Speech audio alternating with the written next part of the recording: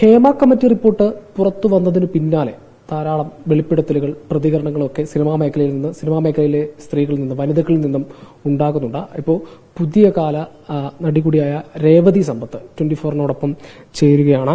അതിൽ ഈ Hema committee report എന്ന് പറയുന്നത് സിനിമാ മേഖലയിലെ വനിതകളെ ലൈംഗികമായി ചൂഷണം ചെയ്യുന്നു, അല്ലെങ്കിൽ ആ തരത്തിലുള്ള ചൂഷണങ്ങൾ അനുഭവിക്കുന്നുണ്ട് എന്നടക്കമുള്ള തൊഴിലിടത്തിലെ ചൂഷണ സാഹചര്യങ്ങളൊക്കെ വ്യക്തമാക്കുന്ന ഒരു റിപ്പോർട്ടാണ്.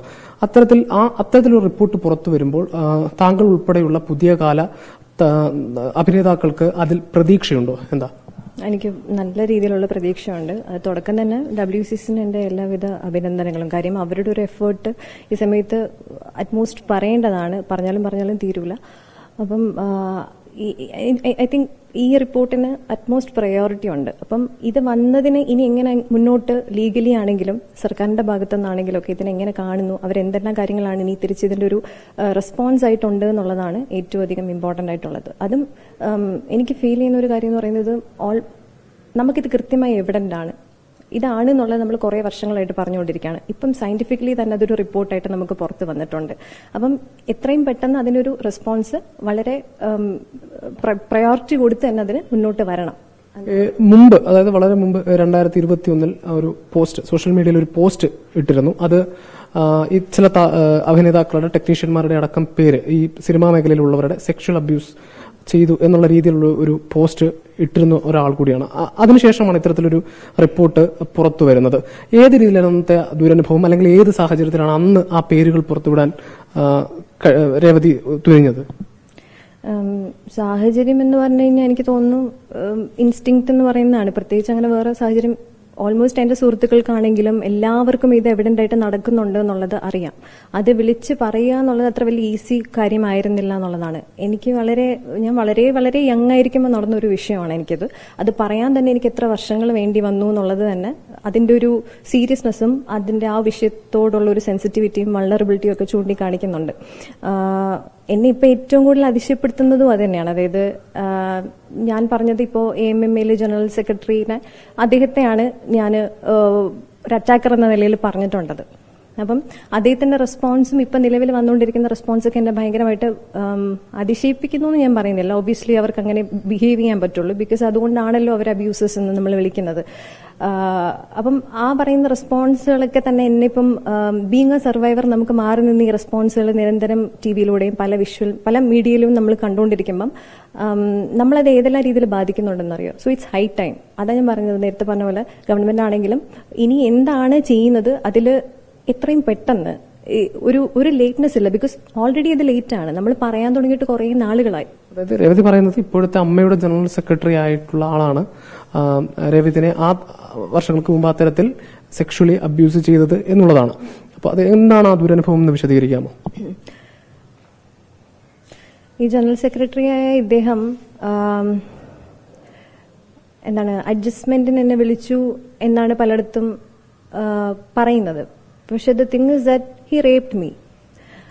അയാള് എനിക്ക് പറയുകയാണെന്നുണ്ടെങ്കിൽ ഹീസ് ആൻ അബ്യൂസർ.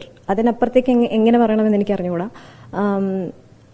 ഒരു വളരെയധികം ഡ്രീം ചെയ്യുന്ന ഒരു പ്രായത്തില്, അല്ലെങ്കിൽ സിനിമ എന്നുള്ളതിനപ്പുറത്തേക്ക് അഭിനയം എന്ന് പറയുന്ന വലിയൊരു സയൻസ്, ആ സയൻസിന് ആ ഒരു പ്രൊഫഷണൽ അപ്രോച്ചോടുകൂടി ഞാനതിനെ കാണുകയും സീക്കുകയും ചെയ്തൊരു വ്യക്തിയാണ്. ആ സമയത്ത് വളരെ പ്രായം കുറവാണ്.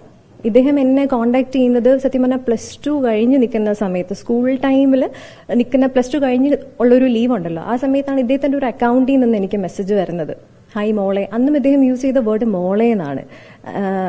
ആൻഡ് നമ്മൾ കുറച്ചുകൂടെ കൊച്ചാണ്, നമ്മൾ എക്സ്പെക്ട് ചെയ്യുന്നില്ല. വേൾഡ് ഭയങ്കര അധികം നമ്മളെടുത്ത് നല്ലതായിരിക്കും എന്നാണ് വിചാരിച്ചു വെച്ചിരിക്കുന്നത്. വേൾഡിൽ ഇത്രത്തോളം ഇതുണ്ടെന്ന് നമ്മൾ ഒരിക്കലും വിചാരിക്കുന്നില്ല. എസ്പെഷ്യലി ഇൻഡസ്ട്രിയിൽ ഇങ്ങനത്തെ ഒരു സ്വഭാവം ഉണ്ടെന്നൊന്നും അന്ന് ഒരു കൊച്ചായ എനിക്ക് സത്യം പറഞ്ഞാൽ അറിയില്ല. ഒരു അഡൽഹുഡിൽ പോയപ്പോൾ പോലും ആണ് നമുക്കത് പ്രതികരിക്കാനുള്ള ഒരു ഇതൊക്കെ വരുന്നത് തന്നെ 100 തവണ ചിന്തിച്ചിട്ട്.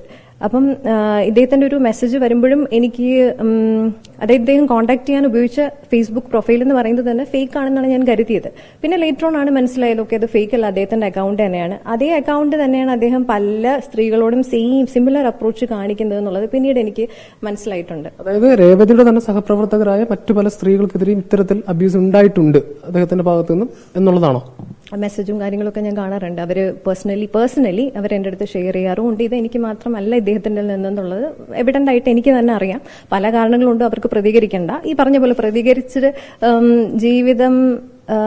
ജീവിതത്തിൽ കുറേ വർഷങ്ങളും കുറേ സെന്റർ ചെയ്ത് നിർത്തിയിട്ട് കംപ്ലീറ്റ്ലി അറ്റാക്ക് ചെയ്ത് എങ്ങനെ ഇരിക്കും?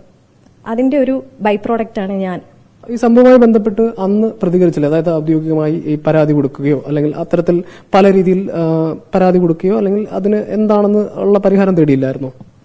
ഇല്ല, ഞാൻ പരാതി കൊടുത്തിട്ടില്ല. കാര്യം ഇതെനിക്ക് സംഭവിച്ചുകൊണ്ടിരുന്ന സമയത്ത്, അതായത് ഞാൻ നേരത്തെ പറഞ്ഞത് കംപ്ലീറ്റ് ചെയ്തില്ല. അതായത് ഇപ്പം എനിക്ക് ഈ മെസ്സേജ് വന്നത് അതല്ല, ലൈക്ക് ഒരു അപ്രോച്ച്, അതിനൊക്കെ അപ്പുറത്തേക്ക് ഇദ്ദേഹം ഒരു കൊല്ലത്തിടത്തോളം 1-2 കൊല്ലത്തിടത്തോളം ഇദ്ദേഹം കോണ്ടാക്ടിൽ മോളെ എന്നുള്ളൊരു കോണ്ടാക്ട് തന്നെയാണ് ഉണ്ടായിരുന്നത്. ലേറ്റർ ഓൺ അദ്ദേഹം എന്റെ ഡ്രീംസിനെ കുറിച്ച് അറിയുന്നു, പല വിഷയങ്ങളും. സോ എന്നെ സംബന്ധിച്ചിടത്തോളം ഇദ്ദേഹം ഒരു നമ്മൾ ഈ ഫിലിമിൽ കണ്ടിട്ടുള്ള ഒരു ഫിഗർ മാത്രമാണ്. അതിനപ്പുറത്തേക്കുള്ള പേഴ്സണൽ കാര്യങ്ങളും ഇതൊന്നും നമുക്ക് അറിയുന്നില്ല എന്നുള്ളതാണ്. സോ ഞാൻ മോഡലിംഗ് ആ ഒരു വർഷത്തെ ഞാൻ സ്റ്റാർട്ട് ചെയ്തു. ഞാൻ പതുക്കെ എന്റെ ഡ്രീംസ് അച്ചീവ് ചെയ്യാൻ ഓരോരോ സ്റ്റെപ്പ് വെക്കും തോറും ആണ് ഈ പറഞ്ഞ പോലെ ഒരു ഓപ്പർച്യൂണിറ്റി എന്നെ തേടിയെത്തുന്നതും. അങ്ങനത്തെ ഒരു ഓപ്പർച്യൂണിറ്റി ഫസ്റ്റ് ഓഫ് ഓൾ ഉണ്ടോ എന്നുള്ളത് തന്നെ അത് ഇദ്ദേഹം ആ ഒരു ട്രാപ്പിലാക്കാൻ വേണ്ടി മെനഞ്ഞെടുത്ത് വരണമെന്നാണ് ഞാൻ സ്റ്റിൽ ഇപ്പോഴും വിശ്വസിക്കുന്നത്. അങ്ങനത്തെ ഒരു ഓപ്പർച്യൂണിറ്റി എക്സിസ്റ്റ് ചെയ്യുന്നില്ല. ഞാൻ ഫസ്റ്റ് സിനിമയൊക്കെ ചെയ്യുന്നതിനും എത്രയോ വർഷങ്ങൾ മുമ്പേ ഉള്ള കാര്യമാണ് പറയുന്നത്. അപ്പം അതിനുശേഷം കൈരളി നില തിയേറ്ററിൽ പ്രിവ്യൂ, സുഖമായിരിക്കട്ടെ എന്റെ പ്രിവ്യൂ അദ്ദേഹം എന്നെ ഇൻവൈറ്റ് ചെയ്ത സമയത്ത് ഞാനത് കാണാൻ പോയതിനു ശേഷമാണ് നമ്മൾക്ക് ഡിസ്കഷൻ മസ്കറ്റ് ഹോട്ടലിൽ വെച്ചിട്ടാണെന്ന് പറഞ്ഞു. മസ്കറ്റ് ഹോട്ടലിലെ ഡിസ്കഷന് പോയി. അതുവരെ ഇന്ന് നമ്മൾ ഒരിക്കൽ പോലും ബാക്ക് ഓഫ് ദ ഹെഡിൽ നമ്മൾ വിചാരിക്കുന്നില്ല ഇങ്ങനെ അദ്ദേഹം ബിഹേവ് ചെയ്യുമെന്ന് നമ്മൾ വിചാരിക്കുന്നില്ല. അവിടെ പോയ സമയത്താണ് ഇദ്ദേഹം എന്നെ സെക്ഷുവലി അബ്യൂസ് ചെയ്തത്. തുറന്നു പറയുകയാണെന്നുണ്ടെങ്കിൽ 2 ദിവസം മുന്നേ ഞാനൊരു വീഡിയോ കണ്ടപ്പോൾ തന്നെ അതിനകത്ത് പറയുന്നുണ്ട് ഇതെല്ലാം ക്രിമിനൽ ആക്ടിവിറ്റീസ് ആണെന്ന് മിസ്റ്റർ സിദ്ദിഖ് പറയുന്നുണ്ട്.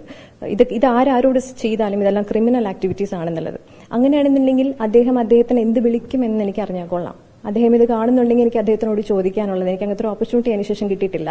എവിടെയെങ്കിലും വെച്ച് കാണുകയാണെന്നുണ്ടെങ്കിൽ എനിക്ക് അദ്ദേഹത്തിനോട് ചോദിക്കണം, ഈ ക്വസ്റ്റ്യൻ ചോദിക്കണം മുഖത്ത് നോക്കിയെന്ന് എനിക്കുണ്ടായിരുന്നു. നിങ്ങളൊരു ജെന്റിൽമാൻ ആണോ, അതോ നിങ്ങൾ പറഞ്ഞ പോലെ സോ കോൾഡ് ഒരു ക്രിമിനൽ പേഴ്സൺ ആയിരിക്കോ? ബിക്കോസ് ക്രിമിനൽ ആക്ടിവിറ്റി ആണെന്ന് അത്രത്തോളം അറിയുന്ന പോലെ അദ്ദേഹം സംസാരിക്കുമ്പോൾ എന്നോട് ചെയ്ത ഓരോ ആക്ഷൻസും 1 by 1, അത്രയും ക്രൂരമായിട്ടുള്ള ആക്ഷൻസ് 1 by 1 പറയുകയാണെങ്കിൽ ദെൻ അതിനെന്താണ് നിങ്ങൾ ടേം ചെയ്യുന്നതെന്ന് ആ വ്യക്തിയോട് എനിക്ക് ചോദിക്കണം എന്നെനിക്ക് അതിയായ ആഗ്രഹമുണ്ട്.